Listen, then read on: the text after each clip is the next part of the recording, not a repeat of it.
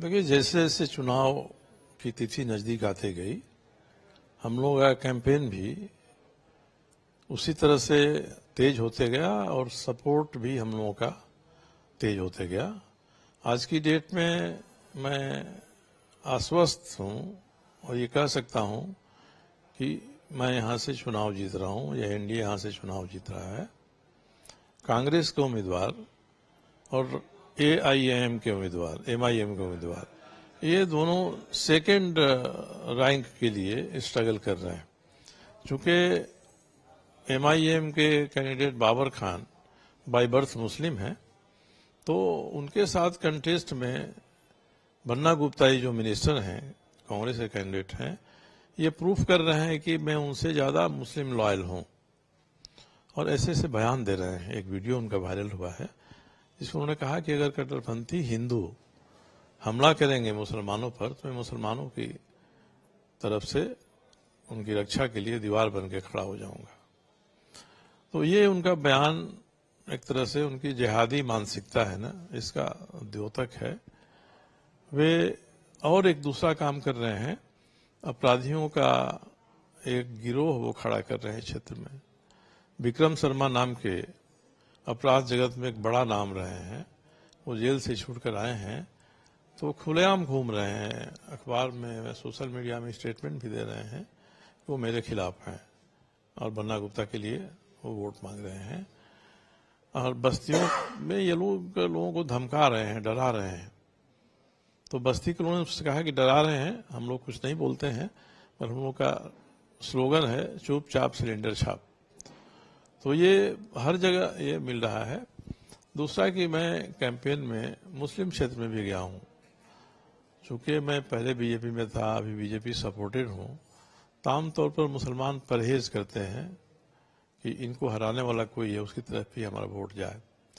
मैं तो अपने मुस्लिम भाइयों से कहता हूं कि भाई आप मुझे वोट दीजिएगा तो मैं ज्यादा वोट से जीतूंगा, मार्जिन ज्यादा रहेगा। आप वोट नहीं दीजिएगा तो मेरा मार्जिन कम रहेगा, मुझे जीतना मुझे ही है। ये बात मैं आपसे कहता हूं, आपको तय करना है आप क्या करेंगे इस मामले में। तो ये एक तरह से ये माहौल को कम्युनलाइज करने की कोशिश बन्ना गुप्ता जी कर रहे हैं इस कंपटीशन में कि बाबर खान से ज्यादा मुसलमान हैं। उस इलाके में अबाउट 80 बूथ्स ऐसे हैं जो 100% मुस्लिम्स हैं। हम लोग को बूथ पर 0, 1, 2 यही वोट मिलता है। अब वो वोट इंटैक्ट रहे, एक साथ आए, बन्ना गुप्ता का ये प्रयास है। और बाकी जो नॉन मुस्लिम वोट्स हैं वो आपस में बढ़ जाए ताकि इनको फायदा हो। और हम लोग जब ये बात कहते हैं कि जब मुस्लिम वोटर्स एक साथ वोट कर रहे हैं तो बाकी लोगों को भी मिलकर एक साथ वोट करना चाहिए, तो कहते हैं कि लोग ध्रुवीकरण करा रहे हैं, पोलराइज करा रहे हैं। तो ये जो उनका यार्ड स्टिक है, स्टैंडर्ड है, ये दोहरा है। और मैं मानता हूं पर्सनली कि बन्ना गुप्ता हेमंत सोरेन सरकार के सबसे भ्रष्ट मंत्री हैं। मैंने विधानसभा में भी 3-4 सवाल पूछा, सबूत के साथ कागजात रखे, कुछ में जांच का आदेश भी हुआ, जांच की रिपोर्ट नहीं आई। कल मैंने एक ऑडियो वायरल किया है, फार्मेसी काउंसिल के रजिस्ट्रार के पोस्ट के लिए इन्होंने बोली लगा दी और इनका आदमी कह रहा है कि ये सौदा लाखों में नहीं करोड़ों में होगा। इस बात को मैंने पिछले जुलाई में उठाया था कि बन्ना गुप्ता ऐसा कर रहे हैं क्योंकि उन्होंने एक अयोग्य व्यक्ति को के फेवर में ऑर्डर कर दिया था मिनिस्टर, एज ए मिनिस्टर, कि आप इसको अपॉइंट करिए फार्मेसी काउंसिल का रजिस्ट्रार, और उसके बाद इसकी योग्यता की जांच करिए एक कमेटी बना के। अब उसे जो लेन देन था उनका हो गया, योग्यता की जांच हुई तो योग्य था ही नहीं, मामला खत्म हो गया।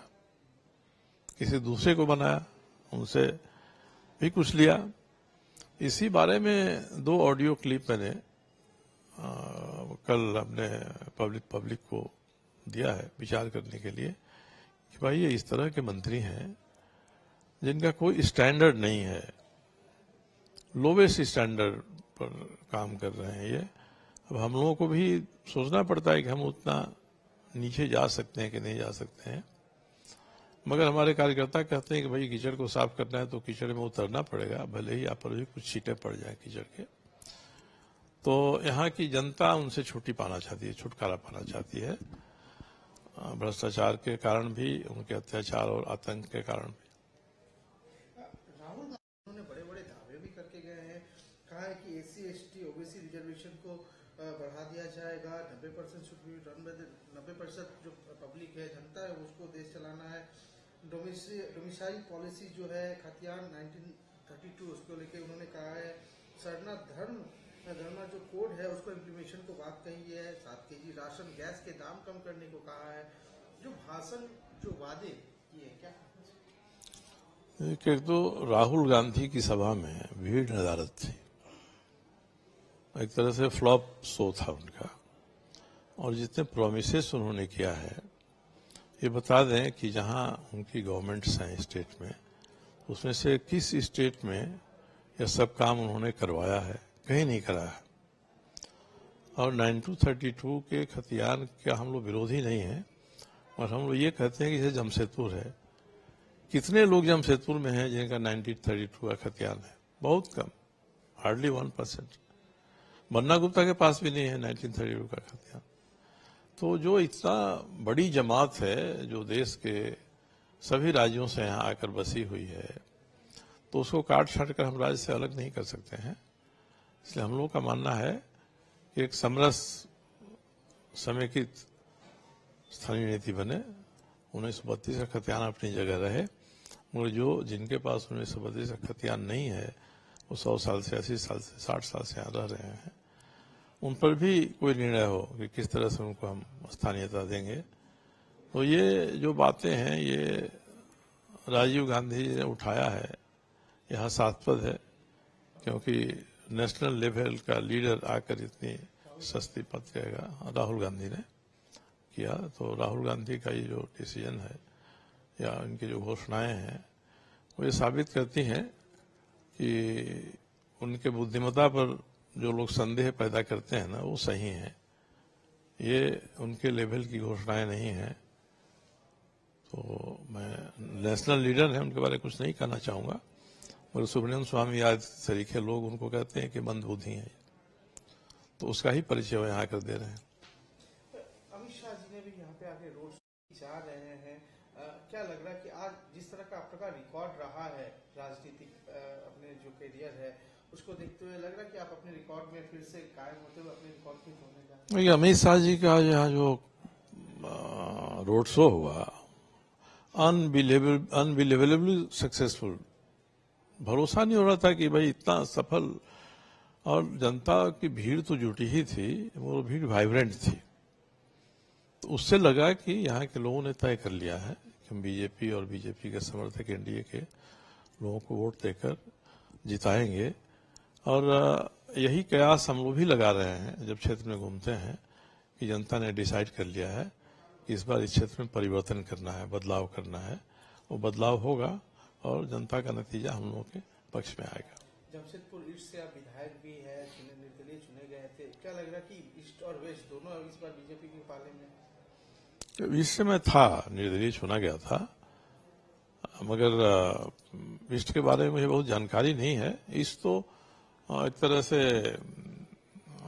बीजेपी की सीट ही रही है, वहां से मैं ही एक एक्सेप्शनली खड़ा होकर जीत गया था। वो ट्रेडिशनल सीट है बीजेपी की।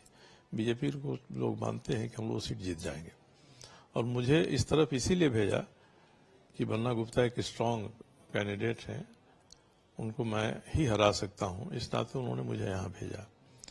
तो जिम्मेदारी कहिए या रिस्क कहिए या मुझे खतरे में डाल दिया, ये कहिए, कुछ भी कर सकते हैं।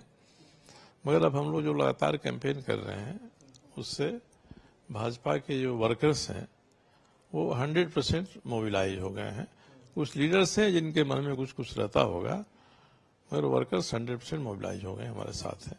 लगभग कुछ ही क्षण बाकी है सर, वोटिंग होना है, कल वोटिंग होना है, क्या कहना चाहेंगे अपने वोटर्स को? कितना ये उत्साहित है, क्या कहना चाहेंगे?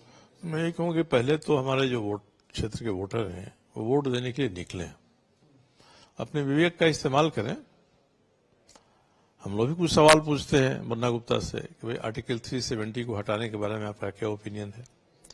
पहले तो आप कहते थे कि इसका विरोध करते थे, आज क्या है जरा खुलकर बोलिए इसके बारे में। वो साइलेंट है।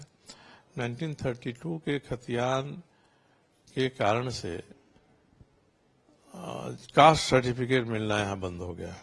जो आदमी 100 साल से 80 साल से उसको भी कास्ट सर्टिफिकेट नहीं मिल रहा है। इसके बारे में बन्ना गुप्ता को बोलना चाहिए क्यों ऐसी स्थिति पैदा हुई। तो ये कुछ सवाल है जिसको हम उनके सामने रख रहे हैं, मगर इससे वो किनारा कर ले रहे हैं, कोई जवाब उनके पास नहीं है। इसलिए मुझे लगता है कि यहाँ की पब्लिक बहुत वाइज डिसीजन देती है और इस बार हमारे फेवर में डिसीजन आएगा पब्लिक का। झारखंड में क्या लग रहा है कि इस बार बीजेपी सरकार लाएगी? मुझे लग रहा है कि बीजेपी एनडीए की सरकार यहाँ भी बनेगी, जैसे बिहार में बनी है, जैसे राष्ट्रीय लेवल पर दिल्ली में बनी है, वैसी ही सरकार यहाँ बनेगी और तब यहाँ सुशासन आएगा और जो गलत काम 5 वर्षों तक इस सरकार ने किया है उस गलत काम को दूर करने का प्रयास होगा। क्या लग रहा है कि निष्पक्ष वोटिंग कल हो पाएगा? मुझे थोड़ी आशंका है, इसलिए मैंने इलेक्शन कमीशन के पास दरखास्त भी लगाई है, क्योंकि एक हम लोगों का वर्कर हैं हम लोगों के निमाई अग्रवाल, वो 2 महीना पहले बन्ना गुप्ता के साथ थे। किसी कारण से उन्होंने तय किया कि हमको सपोर्ट करेंगे। वो आकर मेरे क्षेत्र में घूम रहे हैं। अब घूम रहे हैं तो उनके घर को रिश्तेदारों को कहा जा रहा है कि उनको समझाइए ये खतरा हो सकता है, हम लोग ये कर सकते हैं, हम लोग ये कर सकते हैं। एक धमकाने की कोशिश सीधे हो रही है। कल मैं कई बूथों पर घूम रहा था, 5 बजे चुनाव बंद हो गया तो सभी को कहा कि अपना बैनर पोस्टर ये सब हटा लीजिए। हमने हटा लिया अपना, और बन्ना गुप्ता के पोस्टर होर्डिंग्स और पोस्टर्स आज भी लगे हुए हैं, सड़क पर जाइए उनका लगा हुआ है। उनको छोड़कर बाकी सबका हट गया, अकेले उनका लगा हुआ है। तो जनता को इस पर भी विचार करना चाहिए। और दूसरा कि ये सज्जन जो है, पुलिस प्रशासन का तो रवैया मुझे लगता है कि इनके दबाव में। हमारे कार्यकर्ता निमाई अग्रवाल को अरेस्ट किया कल रात में 12:30 बजे, छोड़ा नहीं। अभी ये भी नहीं बता रहा था थानेदार कि वहां है कहाँ। काफी लोगों ने हो हल्ला किया और मैं गया तो मुझे बताया कि ये उनको सोनारी में रखा गया है। तो मैंने कहा कि भैया कोई FIR होगा, उसको इन्वेस्टिगेट करेंगे तब उनको पकड़ेंगे। उसी में FIR में और 4 लोगों के नाम है, उसने किसी के खिलाफ आपने कुछ नहीं किया। तो इनके खिलाफ इसलिए किया नहीं, निमाई अग्रवाल के खिलाफ, कि वो मेरा काम कर रहे हैं, मेरा समर्थन कर रहे हैं। अब निमाई अग्रवाल उनके परिवार का भी कहना है कि चाहे कुछ भी हो जाए हम लोग बन्ना गुप्ता कह के नहीं छोड़ेंगे, क्योंकि उनके गांव में उनकी जमीन को हड़प लिया, उनकी जमीन पर फसल पर बुलडोजर चलवा दिया, ये कई काम उन्होंने किया है। तो इसको देखते हुए पीपुल बाय लार्ज ये इनके सपोर्ट में नहीं है, इसलिए संघर्ष कड़ा होगा, बट हम लोग अंतिम जीतेंगे यहाँ से।